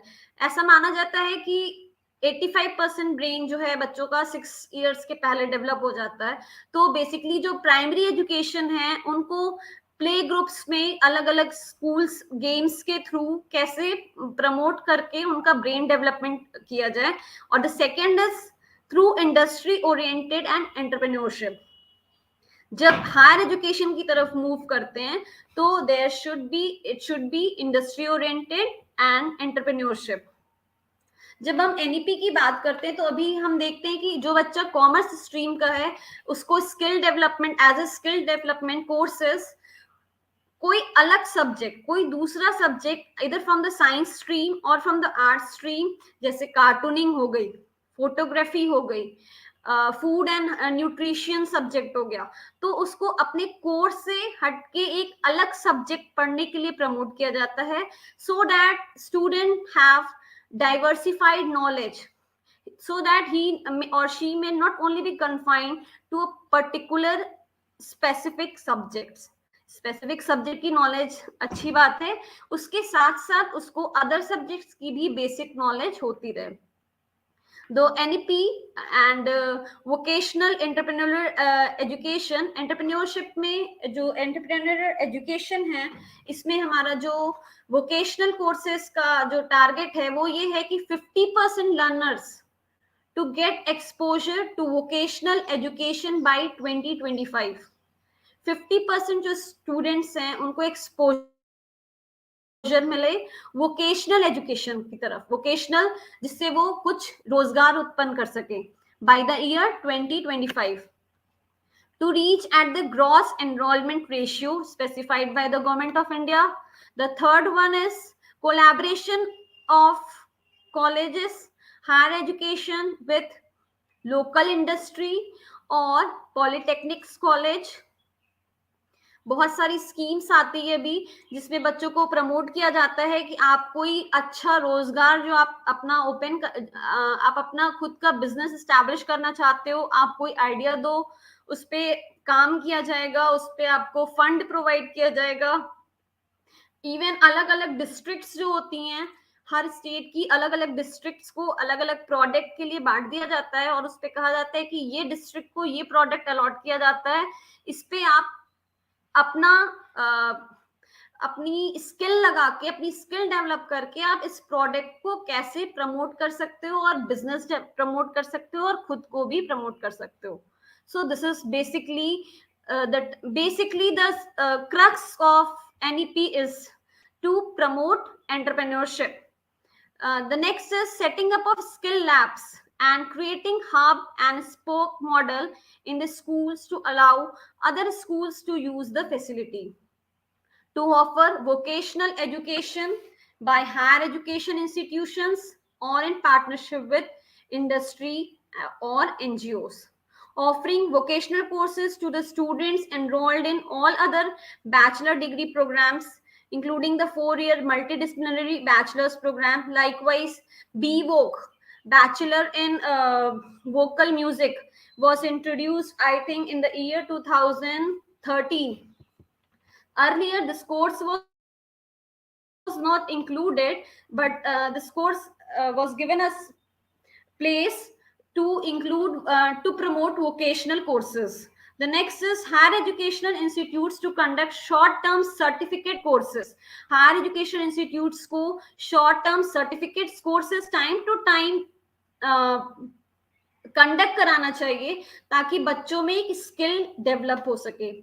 Making Lok Vidya, vocational knowledge developed through Lok Vidya to students through integration and vocational education courses. Then there is vocational courses through distance learning mode also. Lok Vidya is a short-term certificate course in various skills for important vocational knowledge developed in India through integration and vocational education courses. This basically from MHRD has constituted a national committee for the integration of vocational education consisting of experts in these courses and representatives from various ministries. The next one is aligning the Indian standards to the international standard classification of occupations maintained by the International Labour Organization. The professional education is for done in agricultural education with allied disciplines will be revived. India agriculture nation था, इसको भी promote किया जा रहा है NEP के through ताकि इस फील्ड में भी रिसर्चेस और नई ग्रोथ एंड प्रमोशन हो सके. Veterinary sciences through programs integrated with general education will be increased sharply. हम अगर हम थोड़ा डीप स्टडी करें तो हम फाइंड करेंगे, हम देखेंगे कि ऐसे फील्ड्स, ऐसे एरियाज जो छूट गए थे, जिन पे बहुत फोकस नहीं किया जाता था पहले, उन सारे फील्ड्स को मेन स्ट्रीम में NEP के जरिए लाने की कोशिश की गई है. Legal education needs to be competitive globally, adopting best practices for understanding the constitutional rights and duties, embracing new technologies for wider access to and timely delivery of justice. Healthcare education system must be integrative, meaning thereby all students of allopathy medical education must have basic understanding of Ayurveda, yoga, naturopathy, Siddhi, homeopathy, and vice versa. NEP का new education policy का अगर हम देखें तो we find that our honorable prime minister has given just a statement that the students should be job creator and not the job seekers. Given the explosive pace of technological development allied with the sheer creativity and tech savvy teachers and entrepreneurs, including student entrepreneurs. This बहुत सारे example भी हैं. एक hackathon, smart India hackathon, जो कि एक nation wide initiative है. Students को प्लेटफॉर्म प्रोवाइड किया गया है जहां पर वो अपने out of box ideas, out of box मतलब कुछ हटके, कुछ अलग, कुछ क्रिएटिव आइडियाज अपने वो शेयर करते हैं ताकि इनोवेटिव माइंडसेट के साथ प्रॉब्लम सॉल्व करते हैं और उसमें उनको गवर्नमेंट ऑफ इंडिया हेल्प करती है, कुछ फंड प्रोवाइड करती है. जो हर्डल्स आते हैं, रिस्ट्रिक्शंस आते हैं, फॉर्मेलिटीज में जो भी प्रॉब्लम्स आती है उसके लिए उनको एक प्लेटफॉर्म प्रोवाइड किया गया है. Smart India Hackathon is a nation wide initiative to provide students with a platform to solve some of the pressing problems faced daily. It inculcates a culture of product innovation and a mindset of problem solving set by the government.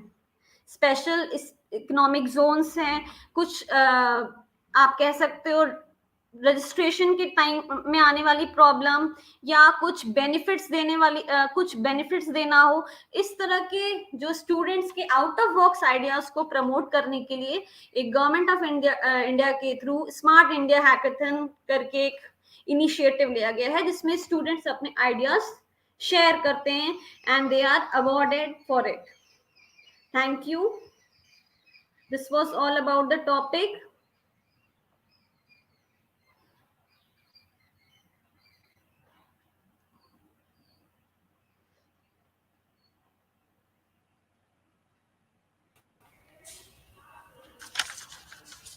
Thank you very much ma'am. आपने जिस तरीके से हम लोगों को पूरे NEP के structure, उसके जो एम्स हैं और जितनी भी बातें आपने बताई हैं, आई होप हम सभी को बहुत लाभान्वित किया है आपने. पहले भी आप हमसे जुड़ी हुई हैं और इस बार भी जब मैंने मैम से पूछा कि मैम हमारे साथ एक वेबिनार में आई है और मैम हमारे साथ जुड़ने के लिए झट से राजी हो गई थी. तो थैंक यू मैम. मैं आशा करती हूँ कि फ्यूचर में भी आप हमारे साथ इसी तरीके से जुड़ी रहेंगी. धन्यवाद ma'am. Thank you ma'am for providing me such a platform. Ma'am, pleasure is all mine. Okay, thank you. Now, I would like to invite our next guest speaker, Dr. Rupesh Pallav sir. पर मैं उससे पहले sir का introduction देना चाहूँगी. Sir is an assistant professor and HOD of Commerce, and presently he is posted in Government Arts and Commerce College, Majoli, Seedhi. He started his career as a probationary officer in Canara Bank in Mumbai. Then he worked as a visiting faculty in Jivaji University, Gwalior. He is UGC NET qualified and he has 5 years of teaching experience as well. His research paper have been published in various national and international journals. So I invite sir for his presentation. Okay. So you can start off. Is my screen is visible to all? Yes.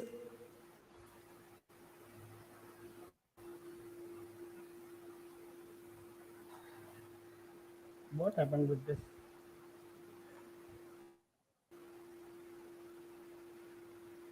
So not now, not properly. Yes, sir. Now it's visible. So now it's visible. Please start.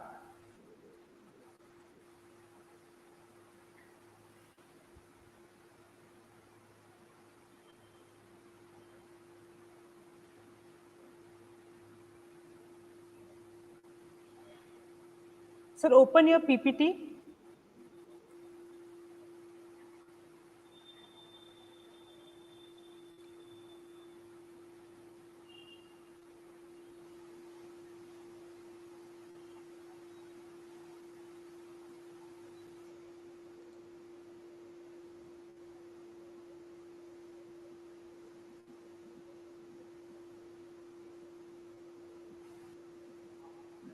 कुछ technical issue के कारण sir अभी हमसे जुड़ नहीं पा रहे हैं। ये जैसे ही मैं ओपन कर रहा हूँ इसमें बहुत सारी स्क्रीन्स ओपन हो जा रही हैं। सर आप विंडो के ऑप्शन को क्लिक करें, सब प्रेजेंटेशन में जाके शेयर स्क्रीन एंड देन आप विंडो वाले ऑप्शन में उसको शेयर करें तो आ जाएगा।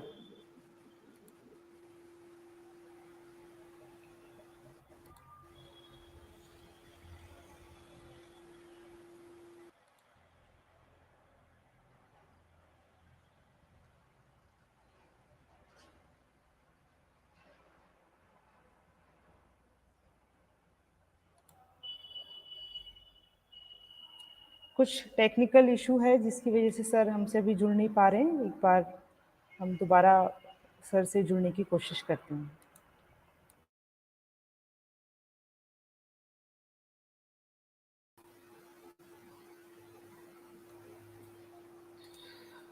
सर आप विदाउट शेयरिंग आप प्रेजेंटेशन अगर एक दे पाए तो, कोशिश करते हैं। हाँ, अगर एक कोशिश करते हैं, अगर वो हो जाता है तो। जी बिल्कुल।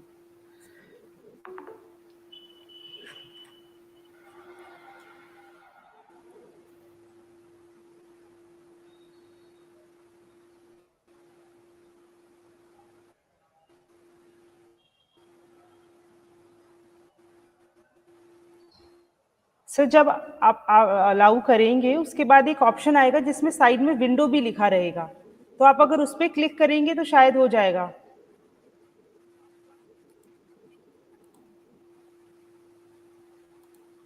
मैंने ऑलरेडी इसमें कर दिया है, मतलब यहाँ पर दिखा रहा है वो। सर आप अपनी जो पीपीटी है उसे खोल लीजिए।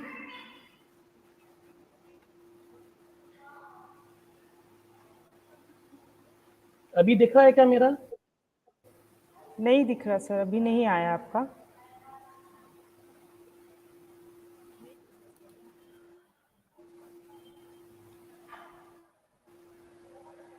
चलिए, यहाँ पर नेटवर्क की प्रॉब्लम रहती है। जी सर, अगर आप ऐसे ही स्टार्ट करना चाहें तो प्लीज स्टार्ट कर दें। जी चलिए ऐसे ही कर दें। Okay. Thank you, Priyanka ma'am, for giving me such an opportunity to give a lecture in your program, as well as I am also very thankful to the principal sir, Lead College Ashok Nagar, for organizing this program. And I congratulate to all the organizing committee and all the team who prepared this program.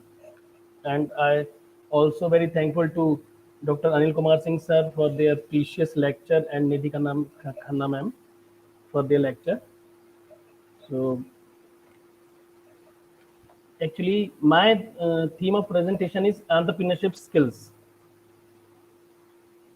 First of all, a very good afternoon to everyone. My name is Dr. Rupesh Pallav, Assistant Professor in Commerce and HOD of my department. As we all know that our webinar is based on the upliftment of entrepreneurship. So here I put some more information regarding the entrepreneur skills. There are some skills which make the person to a successful entrepreneur. So without wasting our time, I start my presentation. Everyone already discussed about the NEP 2020. So I go through the next slide, that is project formulation. Actually, my presentation is based on the skills which is very useful and must be in the person, whether it is related to school education or college education.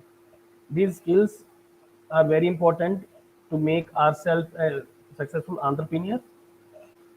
The first one is project formation skills. इसमें सबसे important होता है अपना एक idea. कोई भी व्यक्ति हो, any person, उसके लिए कोई भी अगर प्रोजेक्ट स्टार्ट कर रहा है, अपना स्टार्टअप कर रहा है, तो उसमें सबसे इम्पोर्टेंट होता है कि कोई आइडिया उसके पास आए, थॉट हो, उसके बाद ही वो अपनी आगे की कोई भी प्रोसेस स्टार्ट करता है। उसके बाद अपना आता है एस्टेब्लिशमेंट। अपन जो भी बिजनेस या स्टार्टअप अपन स्टार्ट करने वाले हैं, उसके लिए अपना एक प्रॉपर एस्टेब्लिशमेंट होना चाहिए।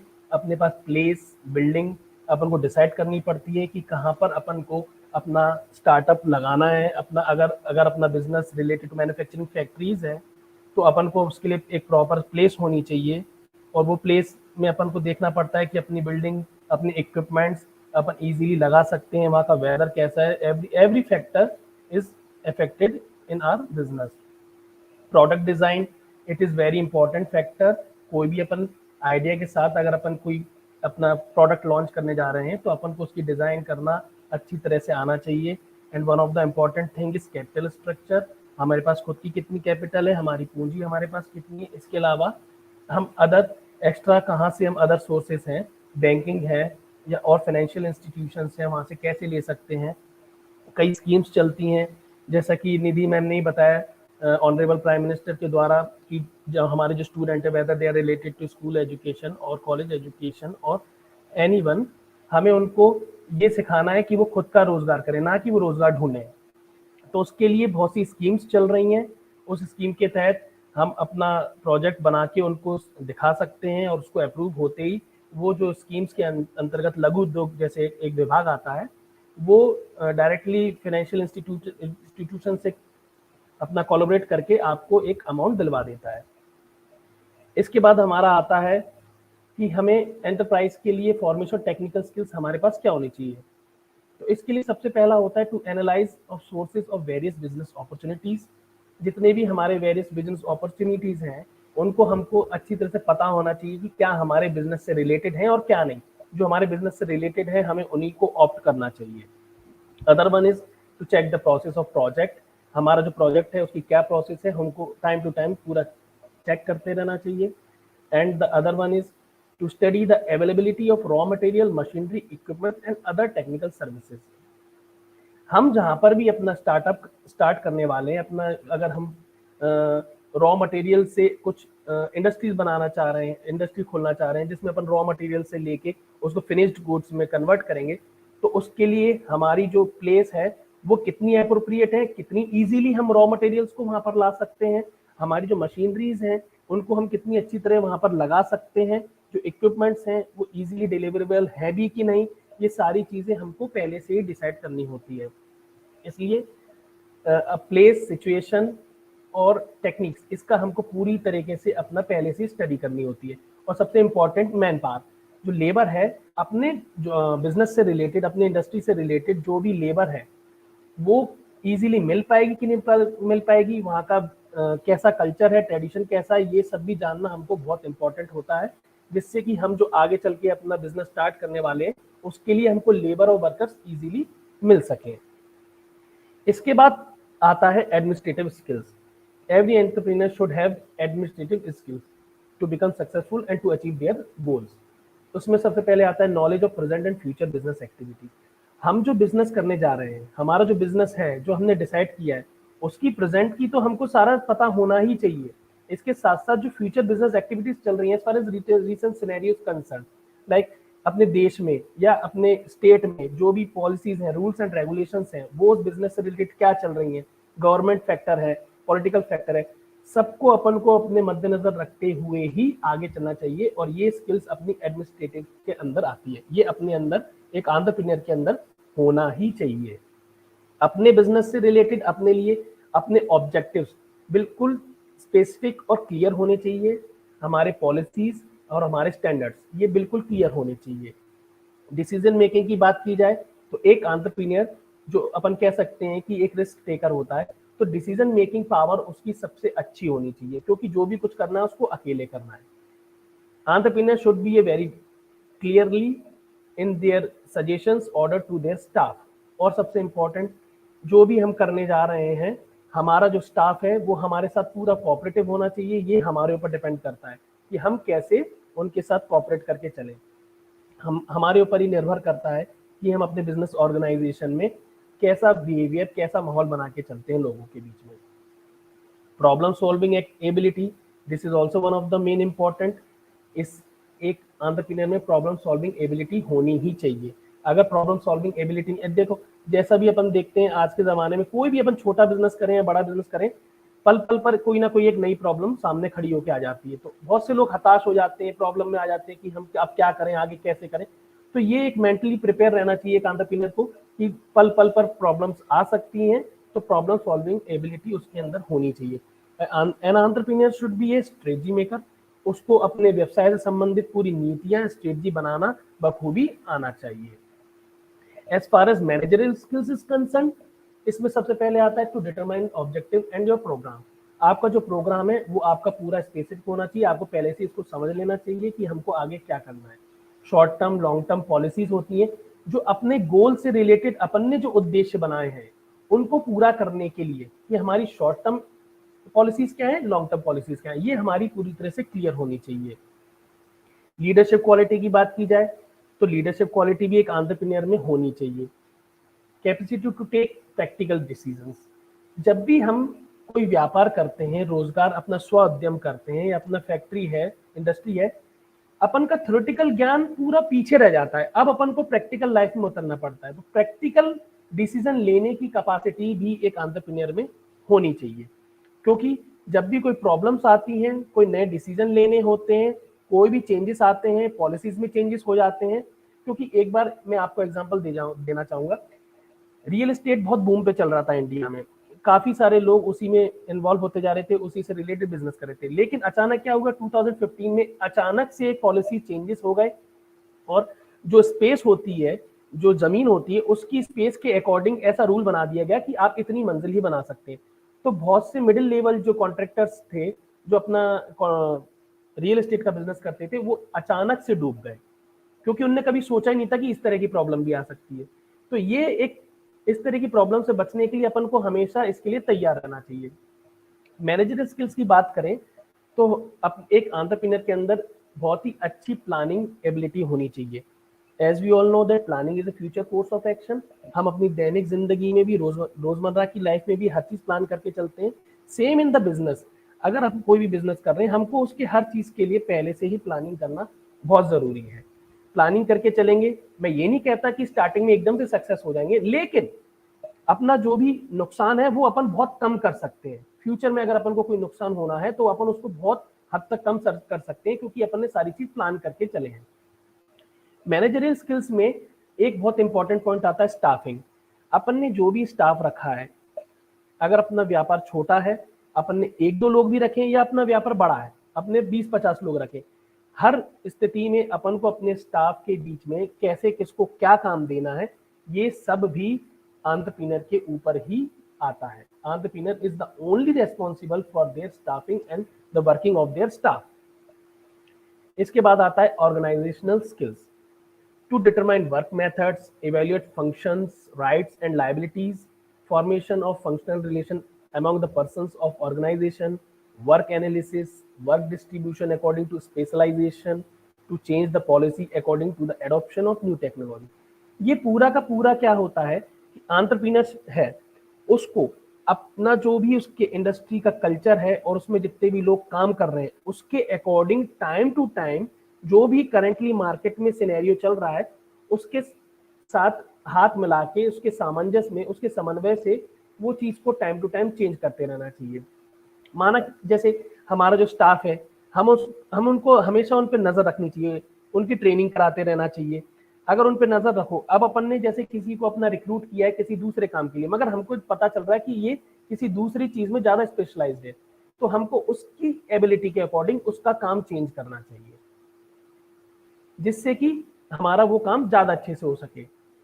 अपनी पॉलिसीज को भी, जो नई टेक्नोलॉजी आ रही है, नई टेक्नोलॉजी को अडॉप्ट करना भी बहुत जरूरी है, तो उसके साथ साथ हमको वो चेंजेस करते रहना चाहिए। इसके बाद आता है सबसे इंपॉर्टेंट मार्केटिंग स्किल्स। एक एंटरप्रेन्योर के लिए मार्केटिंग स्किल्स सबसे ज्यादा इंपॉर्टेंट है, बिकॉज अपने प्रोडक्ट को बहुत अच्छी तरह मार्केट में सेल करना, उसको प्रमोट करना, उसके लिए मार्केटिंग स्किल्स बहुत अच्छी तरह आनी चाहिए। और मार्केटिंग स्किल्स सिर्फ प्रैक्टिकल नॉलेज से ही आ सकती है।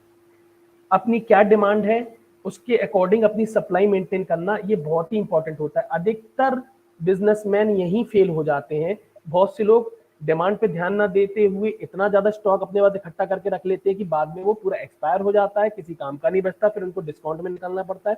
और कई बार ऐसा होता है कि सप्लाई इतनी ज्यादा है और अपने पास स्टॉक नहीं बचा। इसलिए डिमांड और सप्लाई के बीच में बैलेंस करना भी बहुत इंपॉर्टेंट होता है। डिस्कवरी ऑफ न्यू मार्केट को अपना जो प्रोडक्ट ऑलरेडी बेच रहे हैं कुछ ना कुछ उसमें इनोवेशंस करते रहना चाहिए। जैसे एक एग्जांपल लेते हैं कि कोई अपन का शैम्पू एक प्रोडक्ट है, तो उसके साथ अगर शैम्पू का प्रोडक्ट सही से नहीं चल रहा है, उसके संग एक और अपन ने सोप रख दिया और एक प्रमोशनल स्कीम में निकाल दिया। ऐसे न्यू मार्केट कैप्चर करना चाहिए, नई नई स्ट्रेटजीज बनानी चाहिए।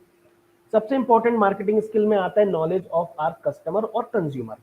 हमारा कस्टमर क्या है, क्योंकि मार्केटिंग का एक सीधा सीधा मेन उद्देश्य है कि हमको पैसा नहीं कमाना, हमको माल नहीं बेचना, हमको कस्टमर बनाना है, जिससे कि वो कस्टमर हमारे लिए दूसरे कस्टमर्स को लाएगा। मार्केटिंग का सबसे इंपॉर्टेंट ऑब्जेक्टिव होता है कस्टमर्स बनाना।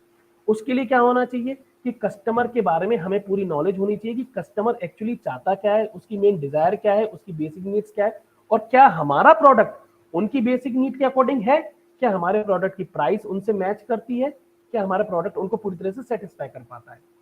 इसके लिए सब एक नेक्स्ट स्टेप आता है मार्केटिंग रिसर्च भी हमको मार्केट का टाइम टू टाइम करते रहना चाहिए। जैसे फीडबैक भरवा के कर सकते हैं, जो कस्टमर्स हमारे ऑलरेडी हैं उनके थ्रू हम फीडबैक भरवा के, उनके रिलेटिव के फीडबैक भरवा के, इस तरह से हम मार्केट का रिसर्च कर सकते हैं। और इस रिसर्च से हमको पता चल जाता है कि जो अभी रिसेंट हमारी जो कस्टमर्स हैं वो कितनी है, यूथ है कि एज के अकॉर्डिंग क्या डिफरेंस है, जेंडर के अकॉर्डिंग क्या डिफरेंस है। ऐसे हम अपने कस्टमर्स को टारगेट कर सकते हैं। कंपटीशन की बात आए तो मार्केटिंग स्किल्स जिसकी अच्छी होगी वो कंपटीशन में भी आसानी से सर्वाइव कर लेगा। कहावत भी है, fittest will survive.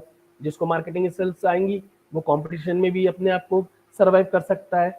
Marketing skills में एक सबसे इंपॉर्टेंट चीज आती है STP, segmentation, targeting and positioning. Segmentation एक इतना इंपॉर्टेंट पार्ट है कोई भी एंटरप्रेन्योर के लिए जो अपना व्यापार खड़ा करता है, अपना बिजनेस स्टार्ट करता है, उसके लिए सेगमेंटेशन बहुत इंपॉर्टेंट है।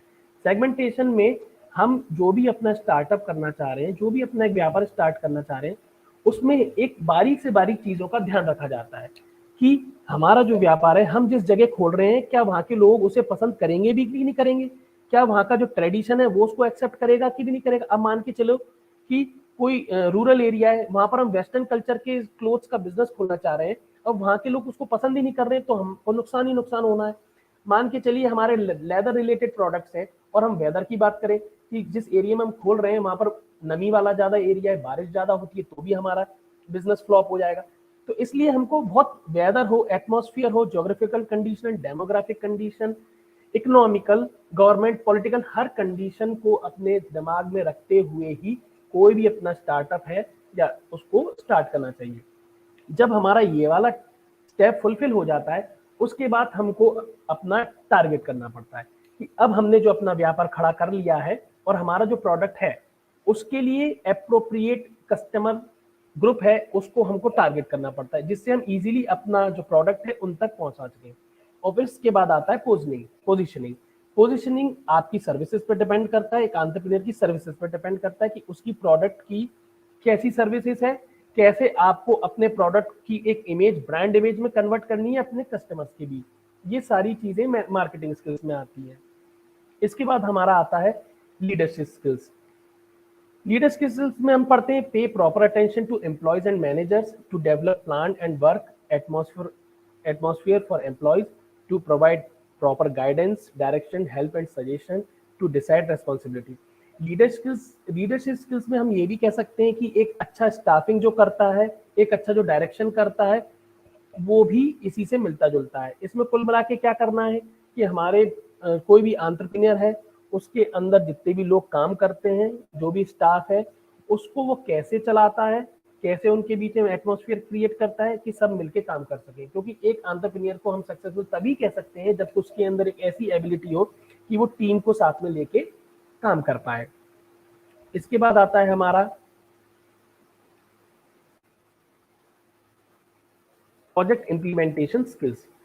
प्रोजेक्ट इंप्लीमेंटेशन स्किल में हम पढ़ते हैं to construct good work culture and work atmosphere in our organisation, comparative study of workplace and location, technical skill of special machinery and equipments, practical knowledge and skill of plant layout, knowledge of new concept, knowledge of project finance, working capital, loan, assets, and the other one is formation of project group. हमने अपना project बना लिया, हमारा business अच्छे से चलने लगा, हमारी सारी चीज़ अच्छे से चल रही है, हमारा स्टाफ भी अच्छे से काम कर रहा है, हमारा सब कुछ अच्छे चल रहा है, फिर भी टाइम टू टाइम हमको इस चीज़ का ध्यान रखना पड़ता है कि कैसे हमारा जो उद्देश्य है, जो लक्ष्य है, जो हमारे बिजनेस का ऑब्जेक्टिव है, वो हम इजीली पा सकें। उसके लिए हमको अपने प्रोजेक्ट में टाइम टू टाइम इम्प्लीमेंटेशन करते रहना चाहिए according to the current scenario.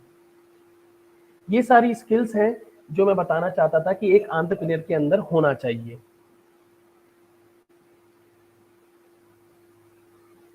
ये जो मेरा प्रेजेंटेशन था, ये मैंने इसको इससे रिलेटेड किया था कि an upliftment to entrepreneur development. अगर कोई भी एंटरप्रेन्योर्स हैं, उनका डेवलपमेंट करना है, उनको अपलिफ्ट करना है, तो बेसिकली उनकी स्किल्स को इम्प्रूव करना भी बहुत ज़रूरी है। और जो हमारी नेशनल एजुकेशन पॉलिसी है, उसमें जो वोकेशनल सब्जेक्ट्स हैं, वो इस चीज़ में बहुत अच्छा रोल प्ले कर रहे हैं। उसमें कई ऐसे सब्जेक्ट्स हैं, सेल्समैनशिप है, रिटेल मैनेजमेंट है। इन सब्जेक्ट्स के थ्रू क्या होता है कि जो स्टूडेंट्स हैं वो कॉलेज लाइफ में ही ये सीख लेते हैं कि बिजनेस क्या होता है, बिजनेस को करने के लिए क्या क्या चीज़ इंपॉर्टेंट होती है, सेल्समैनशिप क्या होती है, उसमें हमको क्या क्या करना पड़ता है, फील्ड में उतरना पड़ता है। ये सारी चीज़ें हम कॉलेज लेवल पे सीख लेते हैं।